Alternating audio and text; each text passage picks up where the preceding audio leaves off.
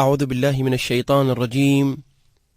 بسم الله الرحمن الرحيم، والصلاة والسلام على أشرف الخلق أبي القاسم محمد وعلى آله الطيبين الطاهرين وأصحابه الأخيار المنتجبين. صلى الله عليك يا سيدي ومولاي يا رسول الله. صلى الله عليك يا مولاي وابن مولاي يا أبا عبد الله، يا رحمة الله الواسعة وباب نجاة الأمة، غريب مظلوم كربلاء. يا ليتنا كنا معكم سادتي فنفوز والله فوزا عظيما.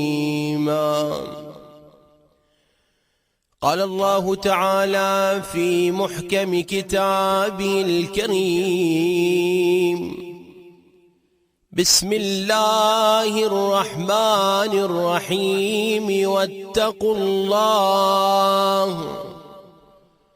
ويعلمكم الله والله بكل شيء عليم. صدق الله العلي العظيم وصدق رسوله الكريم، ونحن على ذلك لمن الشاهدين، آمين رب العالمين. عظم الله لنا ولكم الأجر سادة المستمعين أينما كنتم، وأحسن الله لكم العزاء في ذكرى استشهاد ومصاب أبي عبد الله الحسين صلوات الله وسلامه عليه. أسأل الله بحقه أن يرزقنا زيارته في القريب العاجل وشفاعته في الآخرة، إنه سميع مجيب الدعوات. من الحقائق التي تعرضت لها مجموعة كبيرة من الروايات وأولتها عناية فائقة ما جاء في وصف بعض أحاديث أهل البيت عليهم أفضل الصلاة والسلام، نعم بالصعب المستصعب الذي لا يحتمله إلا ملك مقرب أو نبي مرسل أو عبد امتحن الله قلبه للإيمان. بل في بعضها أحبتي أنه لا يحتمله لا ملك مقرب ولا نبي مرسل ولا حتى مؤمن امتحن الله قلبه للإيمان. وهذه حقيقة مهمة في الواقع ينبغي تسليط الضوء عليها وبيان المراد من تلك الحقيقة. لماذا أن حديث أهل البيت صلوات الله وسلامه عليه كما جرى على ألسنتهم الشريفة صعب مستصعب؟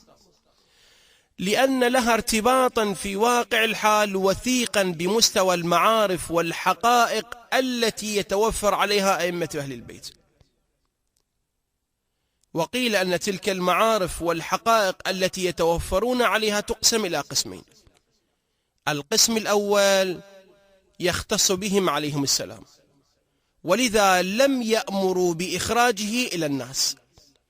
أكو علم عند الإمام سلام الله عليه، هذا العلم اكتفى بنفسه ولم يبوحه إلى الناس. جيد. أما القسم الثاني لا يختص بهم، بل هم مأمورون بتبليغه إلى الناس. إذن علم الإمام سلام الله عليه يمكن أن يقسم إلى قسمين: قسم من العلم عند الإمام ولا يبوح به للآخرين، هذا القسم الأول. القسم الثاني علم عند الإمام وينبغي أن يبوحه إلى الآخرين، ينبغي أن يعلمه للآخرين. ومن هنا قسموه إلى أقسام علم الإمام سلام الله عليه. القسم الأول المعارف التي لا يحتملها إلا شيعتهم. أكو علوم وبراهين في صدور الأئمة سلام الله عليهم، هذه العلوم لا يمكن أن تخرج عن دائرة التشيع، فقط أصحاب أتباع مدرسة أهل البيت هم الذين يتحملون تلك العلوم. وبينت مجموعة من الروايات نعم أن معارفهم ومقاماتهم عند الله ما لا يحتمله إلا شيعتهم سلام الله عليهم، كما هو الحال في أنهم أوصياء رسول الله صلى الله عليه وآله وسلم، أنهم خلفاؤه حقا، أنهم معصومون، أنهم منصوبون من قبل الله، أنهم مجعولون من السماء، وهكذا من السمات. وهذا العلم الذي لا يتحمله إلا الشيعي تحديدا، انتبهوا لي أحبتي، علم عند الإمام إذا أخرجه من صدره لا يتحمل ذلك العلم إلا الشيعي. ولهذا تجدون في بعض الروايات إذا رويناها على مستوى كتب الشيعة في الجهة المقابلة من السنة من الوهابية من السلفية ما يتحملون هذه الروايات. ليش؟ لأن كأنه هذه الروايات إنما جعلت لشيعة أتباع آل محمد فقط. من قبيل رواية عن أبي عبد الله الصادق عليه أفضل الصلاة والسلام يقول: إن حديثنا صعب مستصعب لا يحتمله إلا صدور نيرت أو قلوب سليمة وأخلاق حسنة. ثم يقول سلام الله عليه: إن الله أخذ من شيعتنا الميثاق كما أخذ على بني آدم، حيث يقول الباري عز وجل: بسم الله الرحمن الرحيم: وإذ أخذ ربك من بني آدم من ظهورهم ذريتهم وأشهدهم على أنفسهم ماذا قال لهم؟ ألست بربكم؟ قالوا بلى. فمن وفى لنا وفى لله سبحانه وتعالى، والله إذا وفى للمؤمن وعده بالجنة بطبيعة الحال. ومن أبغضنا كما يقول الصادق ولم يؤدي إلينا حقنا ففي النار خالدا مخلدا. هذا القسم الأول. أي قسم؟ العلم الذي عند الإمام ولا يتحمله إلا شيعته. جيد. القسم الثاني الحقائق والمعارف التي لا يحتملها إلا خواص شيعتهم. احنا عندنا شيعة موالين محبين، وعندنا خواص الشيعة المقربين المخلصين بفتح وليس بالكسر. هؤلاء المقربين من أمثال سلمان وأبي ذر والمقداد مثلا وعمار رضوان الله تعالى عليهم، هؤلاء يعبر عنهم بأنهم خواص الشيعة. هذا القسم أحبتي في مقابل القسم الأول من النصوص هناك طائفة أخرى اللي عبر عنها خواص الشيعة. تبين أن معارفهم التي أمروا بتبليغها صلوات الله وسلامه عليهم وإيصالها إلى الناس، هذه المعارف وتلك العلوم لن يحتملها إلا خواص الشيعة. ومن هنا تجد الحديث: ما لا يحتمله إلا ملك مقرب أو نبي مرسل أو مؤمن امتحن الله قلبه للإيمان. والنصوص الواردة في هذا الباب أحبتي كثيرة وكثيرة جدا، لعله من باب الاتساع الوقت نقتصر بروايتين فقط. الرواية الأولى أحبتي عن الأصبغ ابن نباته عن أمير المؤمنين صلوات الله وسلامه عليه قال: سمعته يقول: إن حديثنا صعب مستصعب خشن مخشوشا فانبذوا إلى الناس نبذا، فمن عرف إذا تقبل علومنا ومعارفنا فزيدوه، انطوه. هذا عند الأرض الخصبة لأن يتحمل، وعند القلب المتسع من القلب أن يتحمل. ومن أنكر فأمسكوا، إذا شفتوا واحد ما يتحمل كفوا عنه تلك العلوم. فلا يحتمله إلا ثلاث. يقول أمير المؤمنين: ملك مقرب، أو نبي مرسل، أو عبد امتحن الله قلبه للإيمان. هذه الرواية الأولى. أنا قلت روايتين. الرواية الثانية عن إبراهيم عن سدير قال أنه ذات يوم دخل على الإمام الصادق سلام الله عليه فقال: سألته عن قول أمير المؤمنين سلام الله عليه: إن أمرنا صعب مستصعب، لا يقر به إلا ملك مقرب، أو نبي مرسل، أو عبد امتحن الله قلبه للإيمان. شنو معنى هذا الحديث سيدي ومولاي يا أبا عبد الله الصادق؟ فقال عليه السلام: إن من الملائكة مقربين وغير مقربين. الملائكة صنفان، كأنه يقول: صنف مقرب إلى حضرة المولى جل وعلا، وصنف غير مقرب، وإن كان يعد من صنف الملائكة إلا أنه درجته أقل بطبيعة الحال من درجة الصنف المقرب من الملائكة. ثم يقول: ومن الأنبياء مرسلين وغير مرسلين. بعد: ومن المؤمنين ممتحنين وغير ممتحنين، اللي عبرنا عنهم بخواص شيعة آل البيت. فعرض أمركم على الملائكة هذا الأمر، فلم يقر به إلا المقربون. قلنا أن الملائكة مقربون وغير مقربين. وعرض على الأنبياء فلم يقر به إلا المرسلون. وعرض على المؤمنين فلم يقر به. ليش؟ لأنهم غير ممتحنين، غير مقربين من ساحة المعصومين صلوات الله وسلامه عليه.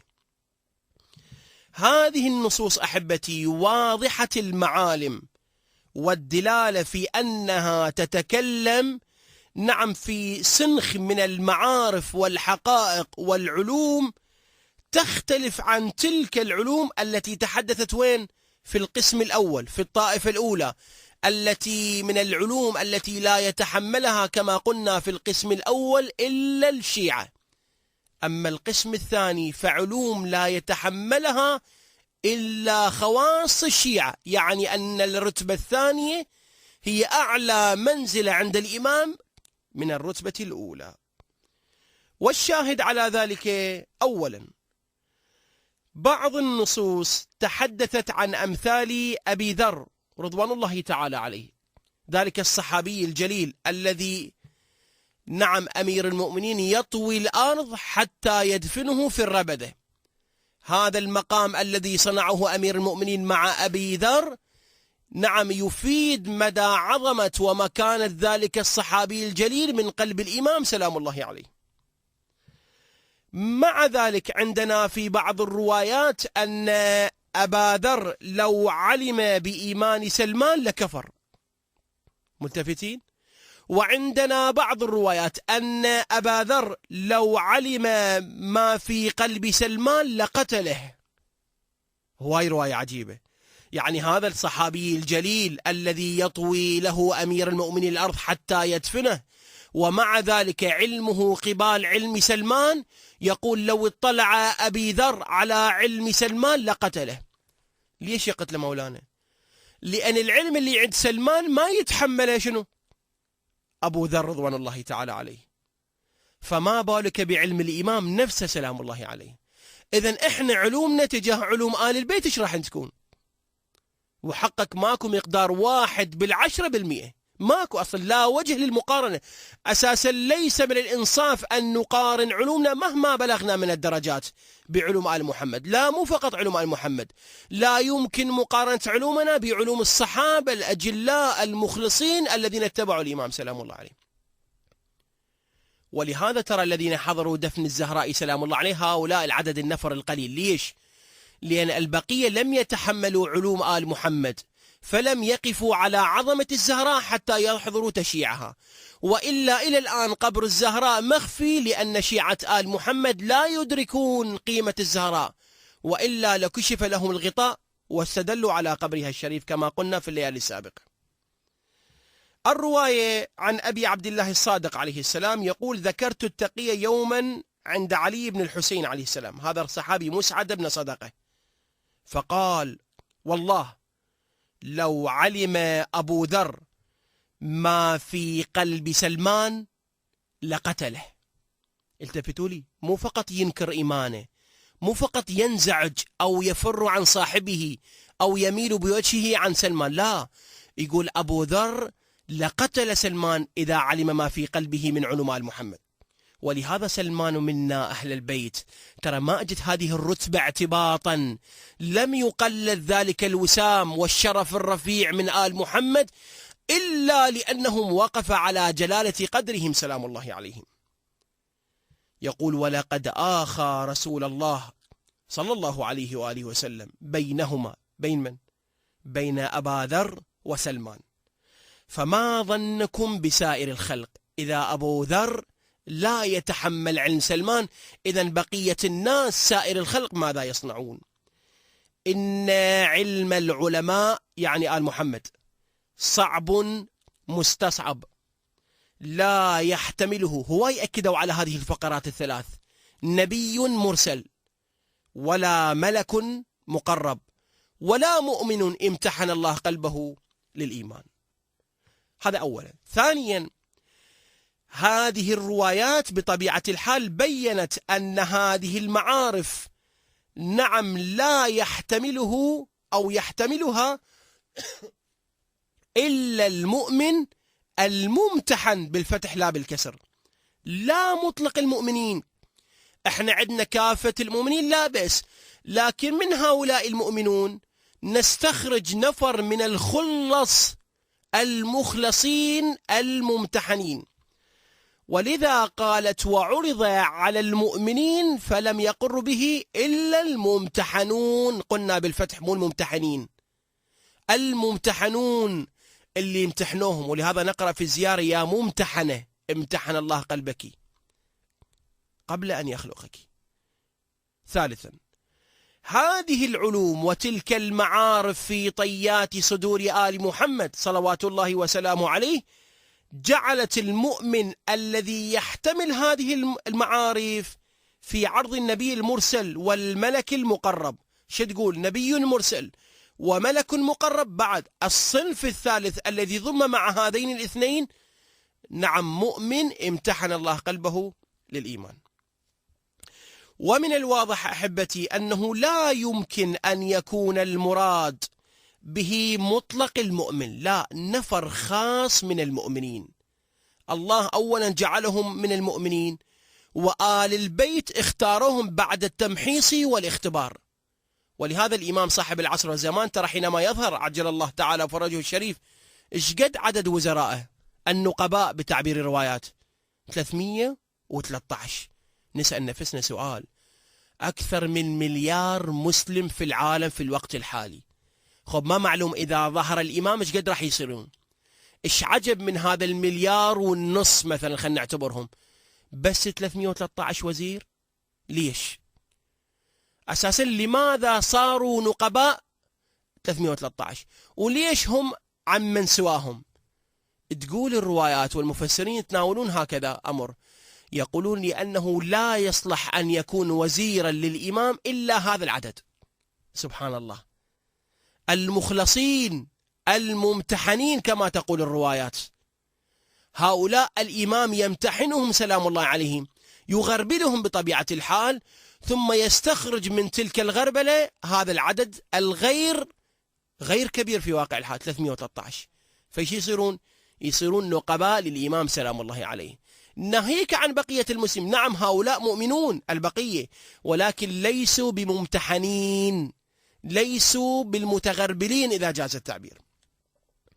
هذا القسم الثاني أحبي. هسه القسم الأول أي علوم آل محمد لا يستوعبها إلا الشيعة على حد سواء، كل الشيعة مطلق الشيعة. القسم الثاني علم الإمام لا يتحمله إلا المخلص، إلا الممتحن، خلص أصحاب الإمام. والقسم الثالث الحقائق والمعارف التي لا يحتملها إلا أهل البيت أنفسهم. وهذا فد مقام عجيب غريب.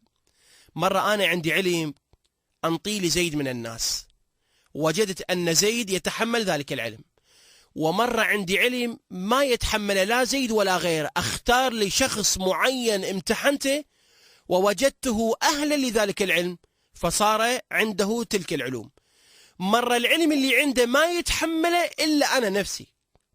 ما أدري ملتفتين أحبتي؟ فعلم الإمام قلنا أنه مرة يتحمله الشيعة ومرة لا يتحمله خواص الشيعة، ومرة هذا العلم لا الشيعة ولا الخواص يتحملونه. إذن وين يكون؟ يكون في طيات قلب الإمام نفسه، بحيث هذا علم لا يبوح به. شو يقول السجاد عليه السلام؟ يا ربي جوهر علم لا أبوح به لقيل لي أنت ممن يعبد الوثن، يعني كفروني. أنا عندي علوم إذا قلتها زين العابدين يقول عندي علوم مما أودعه الله في عقلي وقلبي، إذا قلتها راح يقولون علي شنو؟ أنت وثني. ولاستحل رجال المسلمون دمي، يقتلوني أصلا ما يبقوني. ولهذا اليوم عندنا مجرد أن تخالف بالرأي أنت ضال مضل منحرف فاسق زنديق شيعي منحرف، بس تخالفه بالرأي، بس تقول هاي الشعيرة أريد أغربلها واتضح عندي بالدليل أن هذه الشريعة أو الشعيرة دخيلة، شو يقول لك؟ أنت ضال مضل فاسق وانحرفت عن جادة المذهب. عجيب، مو إحنا أتباع الدليل حيثما مال نميل. مولانا تعال نقعد أنا وياك في طاولة الحوار العلمي وخلي نغربل رواياتنا. يقول لك لا ما يصير، والموروث الشيعي ما ممكن نتدخل به، وشعائر الحسين كلها خط أحمر، وبالتالي بعد 2 3 4 سنوات إذا سكتنا عن هذه الأمور الله وكيلك بعد ما نقدر نتحكم بتلك الشعائر، وبالتالي يجي الهندي يدخل ويانا، ويجي البوذي يدخل ويانا، ويجي يهودي يدخل ويانا تحت عنوان أنها شعائر الحسين ومن المباحات. صح ولا لا؟ ليش؟ لأنه يا ربي جوهر علم لو أبوح به لقيل أنت ممن يعبد الوثن ولاستحل رجال المسلمين دمي. بمجرد أن تبدي رأيك فأنت مخالف للطرف الآخر تحت عنوان إن لم تكن معي فأنت ضدي، فأنت ضدي خلص. حتى وإن كان عندك الدليل ولو جئت لهم ب1000 آية ما يسمعوا من عندك. قالوا له يا رسول الله تريد نؤمن بيك أنت نبي؟ قال لهم بلي. قالوا له شق لنا القمر، أأتنا بمعجزتي شق القمر. الرسول لبى لهم دعوتهم ونادى الله يا رب هؤلاء يريدون كذا، وفعلا حدثت معجزة شق القمر، والآية تصرح. آمنوا ولا ما آمنوا؟ ما آمنوا. ما جبت لكم معجزة؟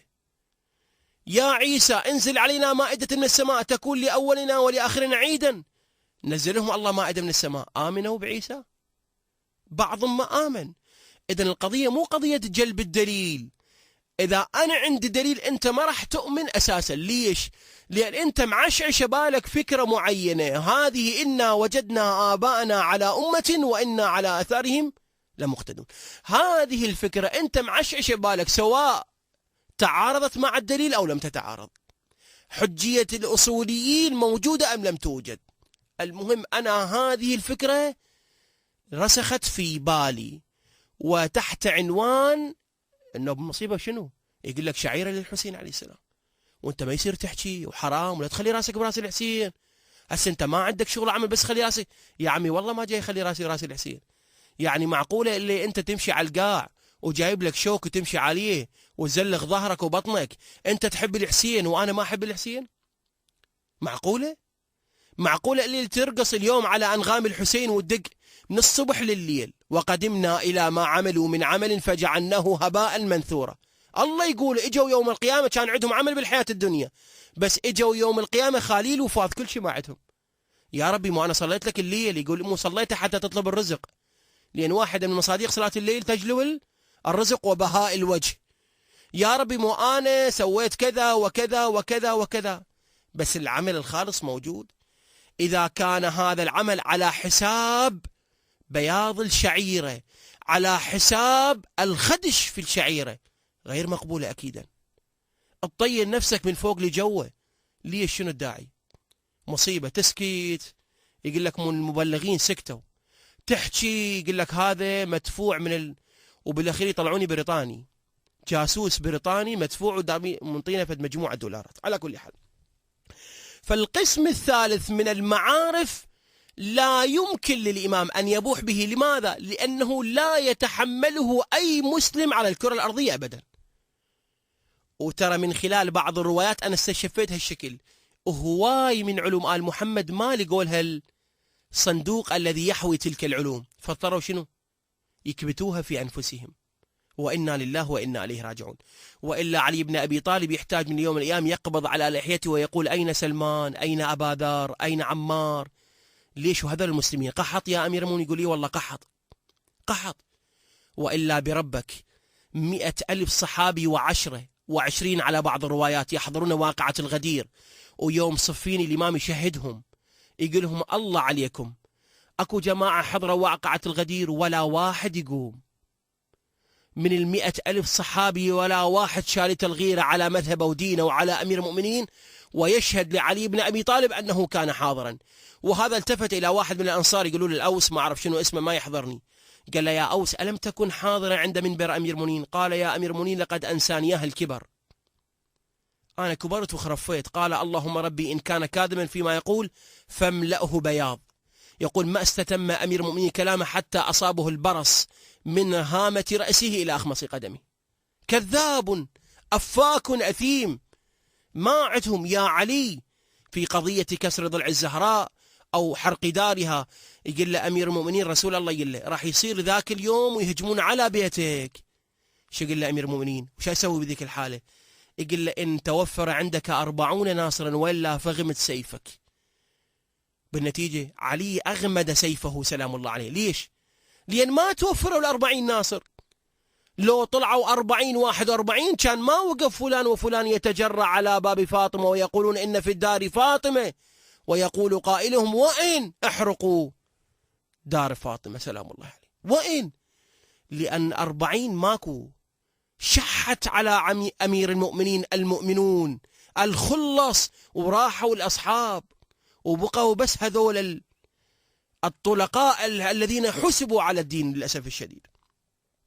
فالإمام لا يستطيع أن يبوح بعلمه إلا لنفسه، والشواهد كثيرة. الرواية يقول أبي الصامت رضوان الله تعالى عليه سمعت أبا عبد الله الصادق عليه أفضل الصلاة والسلام يقول إن من حديثنا ما لا يحتمله لا ملك مقرب ولا نبي مرسل ولا عبد امتحن الله قلبه للإيمان. قلت يا ابن أمير المؤمنين يا ابن رسول الله، إذن من يحتمل ذلك العلم؟ قال الصادق عليه السلام، اسمعوا أحبتي، قال يا أبا الصامت لا يحتمله إلا نحن. وهي مصيبة. شايف مرة واحد عنده موهبة، شاعر يريد يشعر بس ما يقدر، مكبوت عنده، يحس بضيق في صدره. لا ما يحس بألم، يريد يطلق مواهبه وما يقدر. ليش؟ لأن هذه الأبيات إذا كتبت ربما تؤدي به إلى مقصرة الإعدام. في زمن هدام لعنة الله عليه كان عندنا شعراء، عندنا فطاحل عباقرة، لكن شنو؟ اندثروا تحت التراب. ليش؟ لأن بيت شعر شو يودي بك؟ إلى المقابر الجماعية. فهذا الشعور مجرد أنني عالم، أنني شاعر، أنني فنان، ولكن مع ذلك ما أقدر أطلق هذه المواهب. بمجرد الشعور بهذا الواقع يحس بالألم وضيق الصدر. إذن ساعد الله قلب المعصوم إذا كل هذه العلوم التي أودعها الله في قلوبهم وما يقدرون يبوحون. ليش؟ لأن ما عند الأرض الخصبة المهيئة حتى يودعها، يزرعها في تلك الأرض. فيقول لا يحتملها إلا نحن.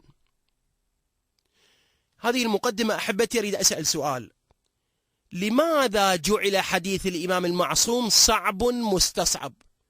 احنا مو نعرف ان النبي يقول معاشر الأنبياء إنما بعثنا لنخاطب الناس على قدر عقولهم.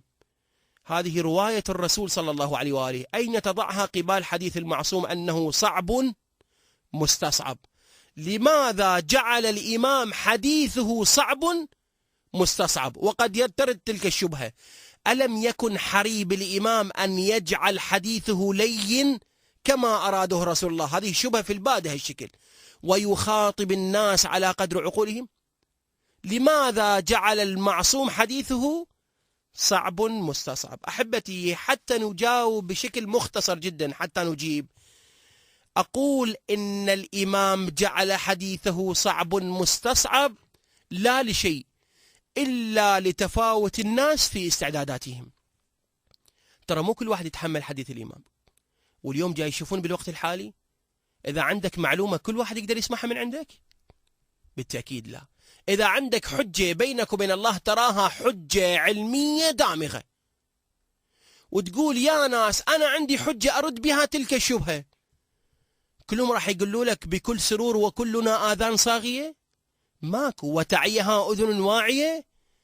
ما تحتمل. يمكن إذا خرجت بحصيلة 30% يستمعون لك كل زين، والله خير وبركة. إذا أنت قاعد في محفل من الناس في مجلس معين وعندك 100 واحد من الحضور، إذا احتملت 20 واحد راح يسمع كلامك أنت بنعمة. القصور مو بالحجة اللي عندك، ولكن القصور بالمتلقي. ولهذا زين العابدين شو يقول لا ينفع سوء الاستماع مع الحكمة الواعظة البليغة، ما مضمون الرواية. إذا واحد ما يستمع لك إيش قد عندك حكمة عظيمة، يقول هذا أصلا ما تنفع. لا ينفع سوء الاستماع. فإذا تفاوت الناس أحبتي في استعداداتهم هو اللي دعا الإمام أنه في بعض الأحيان بل في كثير من الأحيان يضطر إلى أن يكبت علمه في صدره. لهذا من الواضح أن عقول الناس واستعداداتهم ليست على درجة واحدة من حيث الإدراك ومن حيث الفهم، وهذا ما نصت عليه كثير من الآيات القرآنية والحديث الواردة عن النبي وآل النبي صلوات الله وسلامه عليه. من قبيل القرآن الكريم شو يقول؟ بسم الله الرحمن الرحيم: أنزل من السماء ماء فسالت أودية بقدرها. يعني مرة تكون عندك وادي كبير الله ينزل عليه مطر كثير، مرة يكون عندك وادي صغير الله ينزل عليه مطر شنو؟ بقدر ذلك الوادي. سواء كان صغير السماء تنزل أو تبعث مطرا قليلا، سواء كان الوادي كبير تهطل من السماء أمطار كثيرة. إذن بحسب القدر، بحسب الإناء الذي يتسع لذلك الماء أو ذلك العلم. فالله يقول أنزل من السماء ماء فسالت أودية بقدرها، بحسب الحجم كما قلنا. هذه في القرآن الكريم. في الروايات، الرواية عن إسحاق يقول: قلت لأبي عبد الله الصادق صلوات الله وسلامه عليه، قلت يا ابن رسول الله الرجل آتيه، والله هاي هواي مهم الرواية اسمعوها مني جزاكم الله خير. الرجل آتيه أكلمه، هذا إسحاق يخاطب الإمام، يقول أنا في كثير من الأحيان عندي محاضرة، عندي مجلس أتحدث مع الرجل آتيه أكلمه ببعض كلامي فيعرف كله، كل الكلام يعرفه. هذا الصنف الأول. الصنف الثاني: ومنهم من آتيه فأكلمه بالكلام فيستوفي كلامي كله ثم يرده علي كما كلمته. أكو نفر من الناس تحاكي باللي عندك يفهمه ويعيد عليك، بس بشرط أنه تكمل كل كلامك، ما يستعجل. أكو واحد تطيح شايتين هو يكمل لك إياهن. ملتفتين؟ فيقول الصنف الأول أنا بعدني ما مكمل كلامي، هو شنو؟ يعرف شريد من كلام. الصنف الثاني أنا أكمل كل كلامي وهو يعيد علي. لكن الصنف الثالث يقول آتيه فأكلمه فيقول أعد علي، ما افتهمت، يحتاج مرة ومرتين وثلاثة حتى يفهم. فإسحاق يخاطب الصادق يقول هذول الثلاثة ليش مصنفين؟ ليش واحد يفهم بأول كلمتين والثاني ما يفهم إلا أكمل كل كلامي، والثالث إذا عيد علي يقول لي عيد ليها مرة ثالثة. فقال الصادق عليه السلام: اسمعوا أحبتي يا إسحاق، أوما تدري لما هذا؟ تعرف ليش؟ قلت لا، جعلت فداك. قال الذي تكلمه ببعض كلامك فيعرف كله فذاك من عجنت نطفته بعقله. هذا من هو؟ الصنف الأول اللي بكلمتين يفهم. فذاك من عجنت نطفته بعقله. ثم يقول: وأما الذي تكلمه فيستوفي كلامك ثم يجيبك على كلامك، يفهم، فذاك الذي ركب عقله في بطن أمه، هذا عقله موجود ما بي خلل. جيد. وأما الذي تكلمه بالكلام فيقول أعد علي، فذاك الذي ركب فيه بعدما كبر، يعني هذا جابها من كبر، شافه يقول بعد ما شاب ودوا الكتاب. اكو واحد ترى بدأ شوية يثقف نفسه بس وقت على كبر، هذا مو مثل العلم في الصغر كالنقش على الحجر. مرة واحد، هاي المرة مرة تلبس الحجاب وعمرها 30 سنة، هاي كل ما تمشي بالشارع ايش كل ساعة وتعدل بيه، شو تحس بيها؟ متضايقة من عده. ليش؟ لأن جابتها شنو؟ جابتها على كبر. مرة طفلة صغيرة عمرها 15 سنة يلبسوها حجاب، هاي ب30 سنة تتضايق من عنده؟ لا. ليش؟ لأن تعلمت وياه مولانا، تكيفت على ذلك اللباس وهذا الحجاب والستر، فاللي يجيبها على كبر مو مثل يجيبها على شنو؟ على صغر. فالإمام يقول هذا الذي في المرحلة الثالثة يقول أعد علي مرتين أو 3، يقول ترى هذا جابها على كبر، وهذه مشكلة في حقيقة الأمر. أكو ناس تعلموا بعد فوات الأمان إذا جاز التعبير. فيقول الإمام أعد علي. جيد. ومن هنا أيضا أمر أئمتنا أن نخاطب الناس، ترى لا تروح بعيد، على قدر عقولهم. ليش؟ يقول حتى يستوعبوا. وإحنا عندنا بالفقه صلي صلاة أضعفهم، أضعف واحد صلي صلاته، لا تشق علي بصلاتك لأن ما يتحمل، عندك رجال كبير، عندك رجل مريض، عندك واحد مقعد، فصلي صلاة أضعفهم. بالعلم أيضا خاطب الناس على قدر عقولهم. في رواية الإمام الرضا عليه أفضل الصلاة والسلام يقول ليونس رضوان الله تعالى عليه، واحد من أصحابه، قال يا يونس، بعدما في رواية طويلة اقتطفت ذيل الرواية، يقول يا يونس وما عليك مما يقولون. قال له أنا أحكي للناس وما يسمعوني يا ابن رسول الله، وأتأذى أصلا، أحكي من الصبح لليل إني دعوت قومي ليلا ونهارا كما صنع نوح عليه السلام، ونوح لبث بقومه 1000 سنة إلا 50 عاما، يعني العلماء يقولون 59 سنة يخطب بالناس، عنده منبر ويخطب، هذا مو عمره العفو مو 950 سنة ترى عمر نوح، لا، يقول 900 سنة و50 عاما بس يبلغ، وجعلوا أصابعهم في آذانهم، ما نريد نسمعك يا نوح.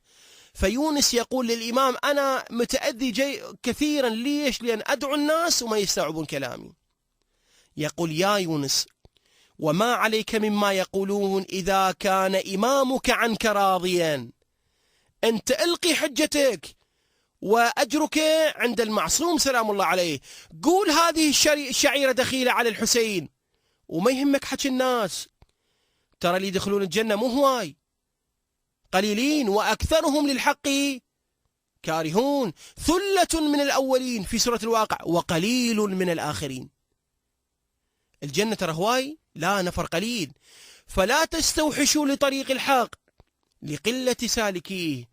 يا يونس وما عليك مما يقولون إذا كان إمامك عنك راضيا، خلي في بالك الإمام قابل لكلامك لو ما قابل، وألقي الحبل على غاربه كما يقولون.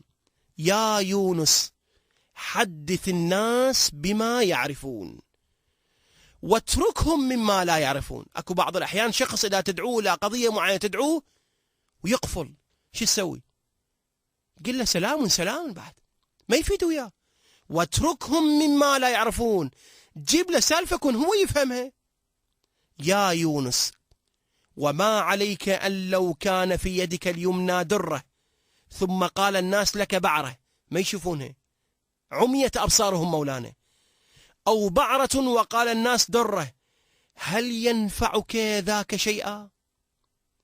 قال لا. قال إذن امضي، أنت شايل درة بيدك والناس يقولون إحنا ما جايين نشوفها درة، جايين نشوفها بعرة، أنت بينك وبين نفسك هذه درة، تقول بلي درة، إذن خلص، ما دام أنك متيقن أن التي في يدك درة، ما دمت أنك متيقن أنك مع الحق وأن حجتك علمية منطقية دامغة، إذا لا تبالي مما يقوله الناس، لا تستوحشوا لطريق الحق، كل اللي يصنعون هذه الشعائر على حق؟ مو شرط، مو بالضرورة.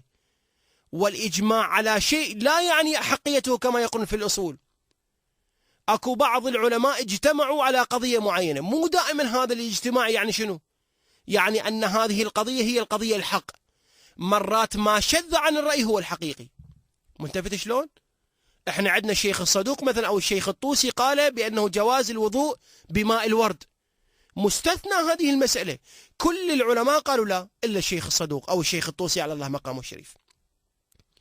ومن هنا جاءت الروايات أحبتي لتبين أن درجات خواص أصحاب النبي صلى الله عليه وآله وسلم وتلامذة أئمة أهل البيت مختلفة. ولهذا الأئمة حينما يخاطبون الناس يخاطبونهم على قدر عقولهم. ليش قلنا؟ لأن تفاوت درجات استيعاب الناس. رواية أخرى عن أبي بصير رضوان الله تعالى عليه يقول عن الصادق سلام الله عليه قال رسول الله صلى الله عليه وآله وسلم: يا سلمان، يخاطب سلمان، لو عرض علمك على المقداد لكفر. شايفين شلون؟ إذن ايش قد يحمل معاني سامية ورفيعة المقام من علوم آل محمد في قلب سلمان. وهسه ما قبل قليل مع أبي ذر، هسه مع المقداد. يا سلمان، لو عرض علمك على المقداد لكفر. رواية أخرى عن الصادق سلام الله عليه يقول: ذكرت التقي يوما كما قلنا. في حديث أبي ذر يقول: والله لو علم أبو ذر ما في قلب سلمان لقتله. واضح؟ فإذا خواص أئمة أهل البيت وأتباعهم سلام الله عليهم عندهم علوم مولانا غيرهم ما يقدر يتحملوها، ما يتحملوها. جيد؟ بالنتيجة أحبتي لابد من مخاطبة الناس على قدر عقولهم. بعد لابد أن نتفهم ممن يحملون ما هو دون علمنا ولا نسقط الآخرين. أنت عندك علم بنسبة 50%، ليش تجي تسقط الواحد اللي عنده علم بمقدار 30%؟ من انطاك الضوء الأخضر تحت وصاية أي ذريعة فقهية وشرعية؟ أنت عندك كتابين، غيرك عنده كتاب واحد. والعلم ما حوته الصدور كما يقال، مو ما حوته المكاتب. ولكن شنو فائدة العلم بلا عمل؟ هواي عندنا ناس حفظوا من الكتب ما شاء الله، لكن طبقوها على أرض الواقع؟ لا مولانا. ليش؟ أنت عندك حصيلة 60% من العلوم، لا تخاطب اللي عنده حصيلة 20% بمستوى هزيل وتقول له والله أنا ما أقدر أنزل مستواك. ليش؟ لأن أنت علمك يحي الله 20%، يا دوب عندك كتابين. ترى مو هذا مبدأ أهل البيت سلام الله عليهم أبدا. متوهم اللي يروح لهذا البعد. كما يقول النبي الأكرم صلى الله عليه وآله وسلم: العلم على 3 أشبار، إذا وصل إلى الشبر الأول تكبر. مسكين هذا. إذا شوفون واحد نافش ريشة ويمشي مثل الطاووس قولوا هذا مسكين. ليش؟ لأن الرسول يقول عنه هذا متكبر. طيب، فإذا وصل إلى الشبر الثاني تواضع.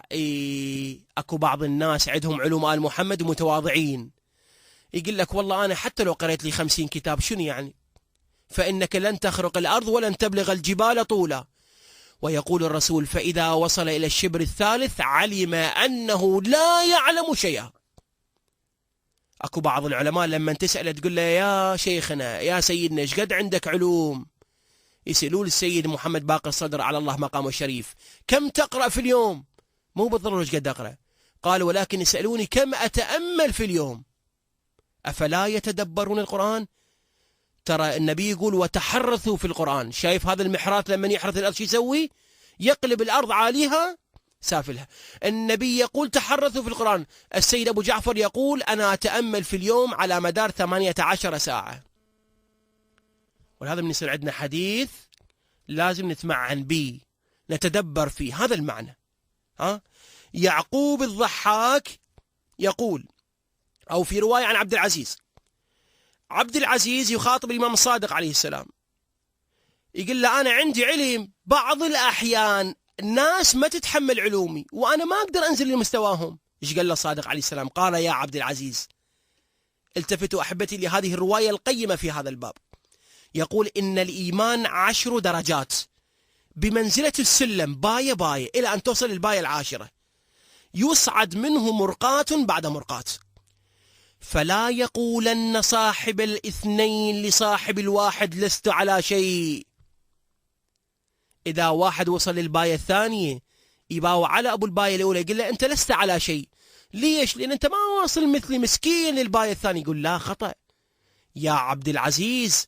فلا يقولن صاحب الاثنين لصاحب الواحد لست على شيء حتى ينتهي إلى العاشر. بعدك بسم الله الرحمن الرحيم شو وصلت؟ وفوق كل ذي علم عليم. شو وصلت أنت؟ عندك الاسم الله حرف، عند الحرف من اسم الله الأعظم مثلا. فلا تسقط من هو دونك فيسقطك من هو فوقك. الله أكبر. ما التفتوا إلى هذا المضمون الرائع؟ يقول أنت ذا بالسلم الثاني وسقطت اللي بالسلم الأول، خوب من باب أولى صاحب السلم الرابع يسقط شنو؟ صاحب السلم الثالث والثاني والأول. يصير أنا أسقط من هو دوني، يجي واحد أعلى مني هم شنو؟ بعد ذلك يسقطني، وتنتهي القضية وتتعطل الحياة بالتمام. وإذا رأيت من هو أسفل منه بدرجة، المفترض بيك فارفعه إليك برفق، ولا تحملن عليه ما لا يطيق فتكسره. على كيفك ويا شوية، لا تحمله فوق طاقته. ربنا لا تحملنا ما لا طاقة لنا به، فإن من كسر مؤمنا فعليه جبره. الله أكبر. فإن من كسر مؤمنا فعليه جبره. جيد. يعقوب ابن الضحاك يقول عن رجل من أصحابنا اسمه سراج لعله. هذا سراج كان خادم لأبي عبد الله الصادق صلوات الله وسلامه عليه. يقول يوم الصادق بعثني البعثة إلى رجل في الحيرة وعنده حاجة هذا الرجل. يقول أنا رحت ويا جماعة من الناس من الموالين المحبين للصادق عليه السلام. يقول انطلقنا ثم رجعنا مختمين. يقول أدينا الحاجة وقضينا المهمة التي أرسلنا بها الإمام الصادق ورجعنا مختمين. يقول لما شافني الصادق عليه السلام وأنا أرمي نفسي على فراشي مختم ضايج مهموم، يقول بينما أنا بهذه الحالة وإذا بأبي عبد الله الصادق عليه السلام قد أقبل فقال ما بك يا سراج أراك مغتما. يقول أنا قلت جعلت فداك إنا نبرأ من هؤلاء اللي رحنا لهم. ليش تبرؤون منهم؟ اسمعوا الرواية أحبتي.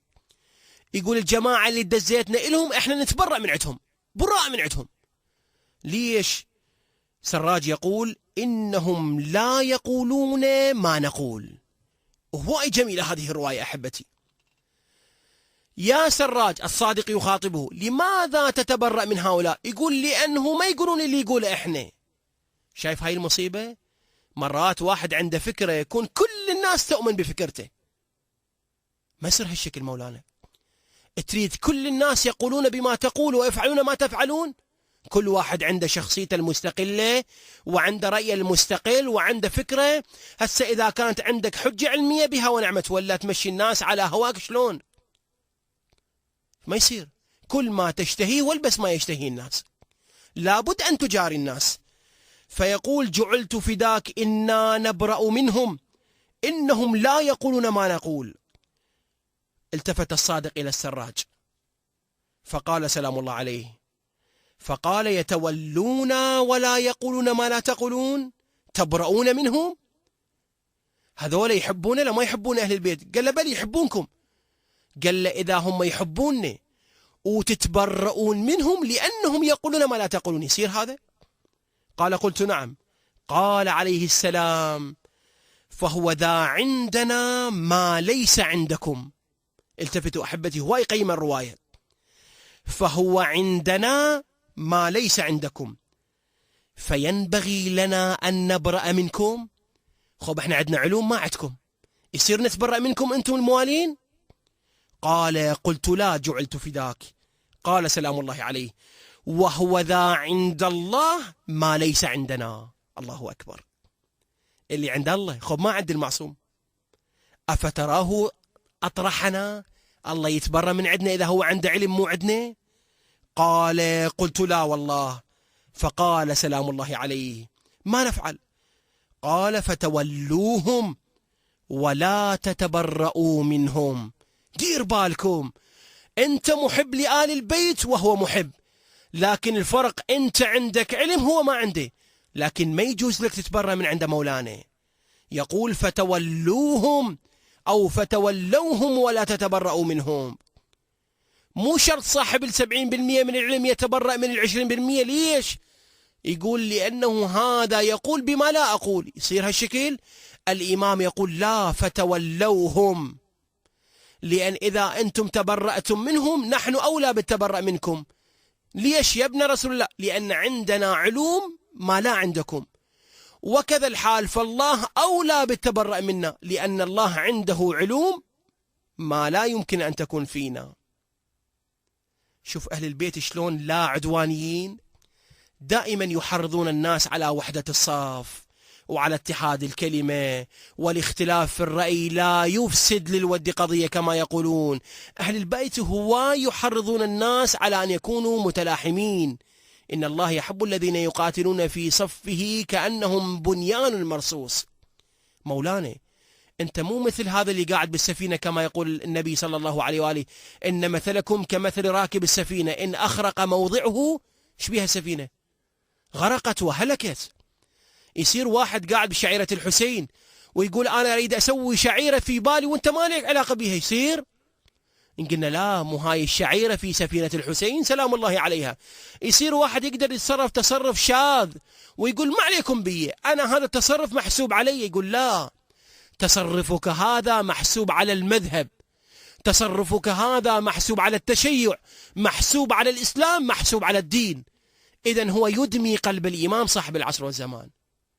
ما يصير واحد عنده فكرة يعممها على الناس، ما يصير واحد عنده طريقة يريد يختص بيها وتطلع الفضائيات تصوره ويقولون شوفوا هذا الشيعي محسوب على مدرسة التشيع. ما يصير مولانا، كون تحسب حساب. السيد الخميني على الله مقامه الشريف يقول قالوا له الحوزويين هواي صاروا يبوقون، قال لهم لا، هؤلاء حرامية لصوص لبسوا لباس الحوزويون. مصيبة هذه.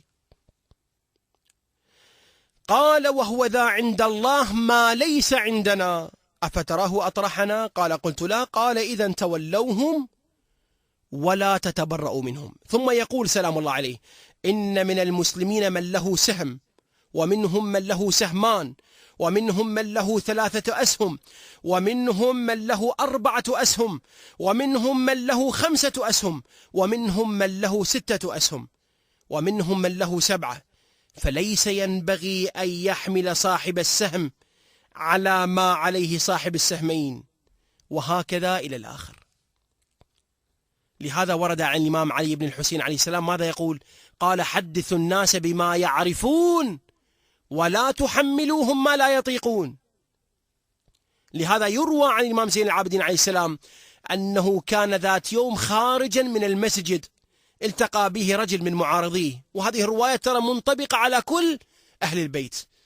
فقابل الإمام عليه السلام بالسب والشتم فثار في وجهه: أنا أبغضك، أنا أكرهك، أنت كذا وكذا، ولست بمرسل ولست بولي ولست بمعصوم وأنت دجال.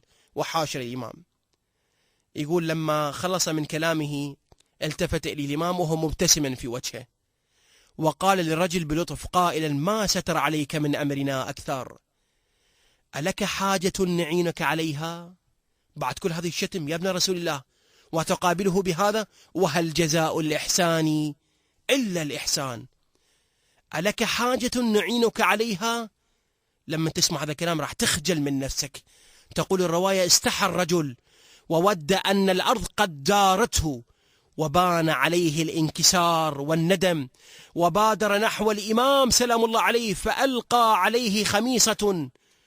تقول الرواية: وأمر له ب1000 درهم، وطفق الرجل يقول: أشهد أنك من بني الرسل. الله أعلم حيث يودع رسالته. هاك الشكل مولانا، هالشكل كن تعامل الناس. ادعو إلى سبيل ربك بالحكمة، حتى وإن عندك علم، حتى وإن عندك حجة تقابل الناس بها، بس على كيفك. مو تقول هاي الشعيرة مالتك حرام وتسقطها جملة وتفصيلة. قابلهم بالتي هي أحسن. عندك علم، تعال قابلهم. شفت الناس ما يتقبلون، اتركهم على رسلهم. والله أنا أكون أقول التطبير حرام، لازم أعمل كلمتي على كل من هب ودب، ما يصير. كون أقول هذه الشعيرة محرمة، لازم أنت تتبعني بكل الأبجدية من الألف والياء، ما يصير. الإمام يقول: ألك حاجة نعينك عليها؟ هذه ثقافة اللا عنف عند أهل البيت. ترى اللي جاي يصير الآن حتى على صفحات التواصل الاجتماعي، أكو ناس تريد تثير فتنة. هذه الفكرة اللي يحملها ما تتوافق مع فكرة الآخرين، لازم شو أسوي؟ أسقطهم بعنوان دواعش؟ ما ممكن. ثقافة اللا عنف عند مدرسة أهل البيت. هذا الإمام الحسين سلام الله عليه عندما خرج إلى الكوفة اعترض الحر ابن يزيد الرياحي مع رجاله، واللي كانوا في حدود 1000 فارس. تقول الرواية: الحر جعجع به وبعياله ومنعهم عن مواصلة الطريق. سوى الإمام قابله بالمثل، قال له: أنت فاسق وأنت منحرف وأنت تريد أن تقابل المعصوم بهذه الشاكلة؟ لا. في منتصف الظهيرة أخذ الظمأ على الحر وجيشه كما تقول الروايات مأخذا عظيما. فقال الإمام الحسين سلام الله عليه، أمر فتيانه، قال: اسقوا القوم وارووهم من الماء. زين، مع العلم الحر سوى جعجع بالحسين وعيال الحسين، خوفهم، بس بالمقابل الحسين هم جا خوفه. قال: اسقوا القوم. مولانا عندك فكرة ما يتحملها الآخر، لازم أنت شو تسوي؟ تفسقه؟ ما ممكن. خب تعال الحسين، أنت مو جاي تلطم على الحسين. الحسين الحر خوف عيال الحسين وآله. سوى الحسين بالمقابل، قال لفتيانه: اسقوا هؤلاء القوم وليرتشفوا لهم ولجوادهم، حتى الخيول أسقاها. هذا هو فكر الحسين. أنت يا من تحيي شعائر الحسين، يا من تحاول أن تحمي الحسين وفكر الحسين، يا من تلطم وتبكي وتضرب الزنجيل، لازم نستوعب نهضة الحسين بشكلها الصحيح. وشوف الحسين كان يقابل أعدائه بالمثل لو لا؟ كان يترفع عن مثل هكذا مستويات. إذا الإمام عند علم الله مودع في صدره وعقله، ومع ذلك لم يتعامل معه لا بالمثل. ولا أسألك بالله، ترى هذول شلون ارتدوا وصاروا مؤمنين؟ شلون صاروا مؤمنين؟ إذا الحسين قابل بالمثل يصيرون يتوبون جوا إيد الحسين؟ والله ما يجون يتوبون. شو كتابوا بين يدي الحسين لما شاهدوا هذه المثل والأخلاق العالية والرفيعة من الحسين؟ قال: اسقوا القوم وارووهم من الماء ورشفوا الخيل ترشيفا. الله الله يا أبو عبد الله. أنا أتخطر في واقعة صفين أمير المؤمنين. دارت المعركة، معاوية استولى على الفرات. قالوا له: يا أمير المؤمنين، معاوية استولى على الماء وبعد ما ينطينا الماء. قالوا: والله ستدور الدائرة. بالفعل دارت الدائرة، استولى المسلمين في صف علي بن أبي طالب على الماء. قالوا له: يا أمير المؤمنين، أنمنع القوم من الماء؟ قال: هذا علي وذاك معاوية. يصير أنا أخلي راسي براس معاوية؟ كان وين تصير قيمة علي بن أبي طالب؟ اسقوا القوم ورووهم من الماء ورشفوا الخيل ترشيفا. بالفعل فعلوا أصحاب الحسين وأقبلوا يملؤون القصاع والطاس من الماء ثم يدنونها من الفرس. اشرب، أنت عطشان يا حر يا أصحاب الحسين يا جياد حر. فإذا عب فيها 3 تقول الروايات 4 5 عزلت عنه. يقول علي بن الطعانل المحاربي: كنت مع الحر يوم ذاك، فجئت في آخر من جاء من أصحابه، فلما رأى الحسين عليه السلام ما بي وفرسي، شافني عطشان بأبي وأمي صلوات الله وسلامه عليك يا أبا عبد الله، قال: انخي الراوي يعني الراوي عند السقا ما السقاية. ثم قال: يا ابن الأخ انخي الجمل، قعد الجمل فأنخدته. فقال عليه السلام: اشرب. هذا اللي حاكيه جاي وين؟ جاي يقاتل الحسين وعيال الحسين. اسمعوا أحبتي يا من تعشقون اسم الحسين وتتغنون بترنيمة العشق الحسيني، تعلموا وأنا أول المتعلمين. غاندي يقول تعلمت من الحسين مولانا وهو بوذي. أنا وياك شيعة محبين موالين ما نقدر نتعلم من الحسين؟ واحدنا يذنب ندب ويصيح تعلمت من الحسين، وقاطع نص الشارع ويقول تعلمت من الحسين، وساد الطريق بمحله وماخذ رصيد ويصيح تعلمت من الحسين. أي مدرسة تتلمذت بها؟ والله ما هكذا هي مدرسة الحسين. فالحسين قال نخي رحلك وأنخ نعم جوادك أو جملك، فجعلت كل ما شربت من الماء من السقى ارتويت. قلت يا أبا عبد الله ارتويت؟ قال خذ حتى تستكفي من الماء. والحسين بأبي وأمي كان عالما أن هذا الرجل الذي يسقيه من الماء كان بعد ساعة أو ساعتين سيقاتل في صف يزيد ضد الحسين سلام الله عليه. فقال الحسين أخنثت السقاء فمن أدري كيف أفعل، فقال سلام الله عليه فخنثته فشربت فسقيت نفسي وفرسي. هكذا كان الإمام يصنع سلام الله عليه مع أعدائه قبل أصحابه في يوم عاشوراء وفي غير يوم عاشوراء. خاف يجي واحد الحسين يقول كان يمثل معاذ الله، والحسين راد ينقل صورة جميلة زاهية الألوان فقط في واقع. ترى هذا ديدنهم. وعادتكم مش نقرأ بزيارة الجامعة وعادتكم الإحسان وسجيتكم التقوى. مو يوم ويومين. كريم أهل البيت هم كلهم كرماء، ولكن الحسن ما كان كريما في واقعة واحدة أو اثنتين، كان على مدار عمره الشريف كريما. الحسين كان كريما مع أعدائه ومع أصحابه طوال حياته في الصغر والكبر وحتى شاب سلام الله عليه. وعادتكم الإحسان وسجيتكم التقوى وفعلكم الخير. إذا كان الأنبياء قد تركوا الأمر الإرشادي اللي يعبر عنه الأمر الأولوي، يعني كان المفترض من آدم أن لا يعصي الله في أكل التفاح ومع ذلك عصى، علماء يقولون ترك الأمر الإرشادي. والله لن تجد في سيرة أهل البيت من الجلد إلى الجلد أن معصوم ترك حتى الأمر الإرشادي. سبحان الله. يا ابن رسول الله حتى الأولى ما سويته؟ يقول والله ما سويته. ولهذا تجد في دعائهم في مناجاتهم في الإمام المناجات 15 للإمام زين العابدين: إلهي أنت الذي فتحت لعبادك إلى عفوك بابا سميته التوبة، فقلت توبوا إلى الله توبة نصوحة، فما عذر من أغفل دخول الباب بعد فتحه. الله أكبر. هذا زين العابدين يخاطب ربه، الإمام المجعول من الله المعصوم: إلهي كبر الذنب من عبدك فليحسن العفو من عندك. أي ذنب يا ابن رسول الله؟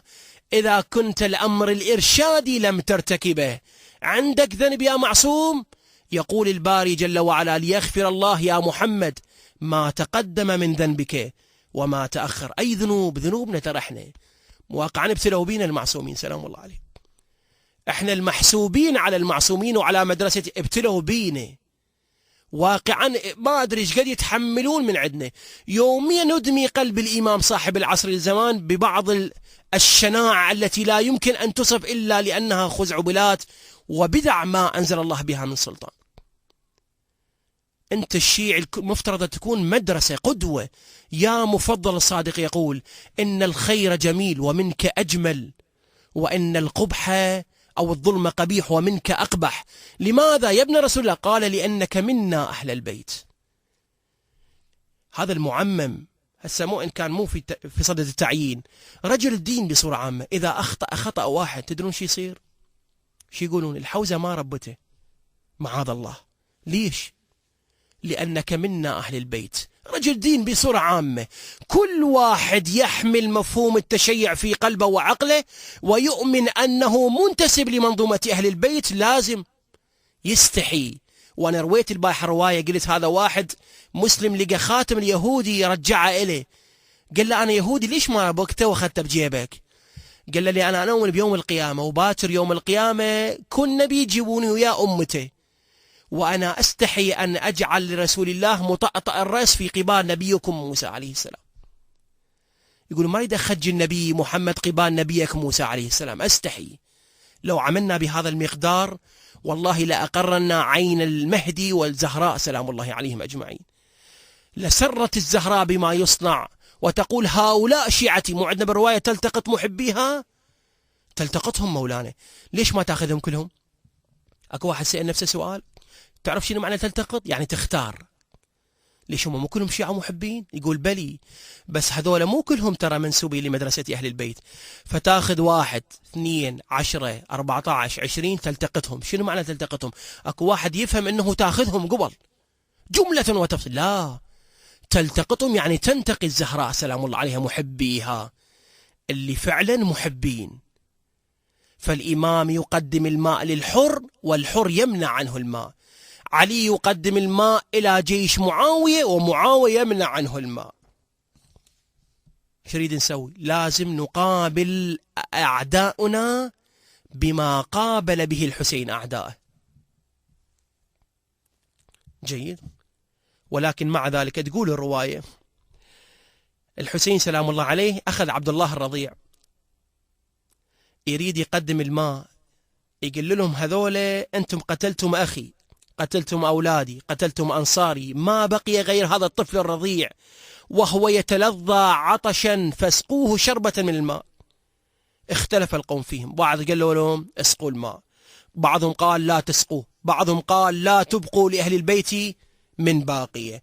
عندها التفت عمر بن سعد لعنة الله عليه قال أريحوه للطفل الرضيع اللي عمره 6 أشهر. يا حرملة ابن كاهل لعنة الله عليه اقطع نزاع القوم.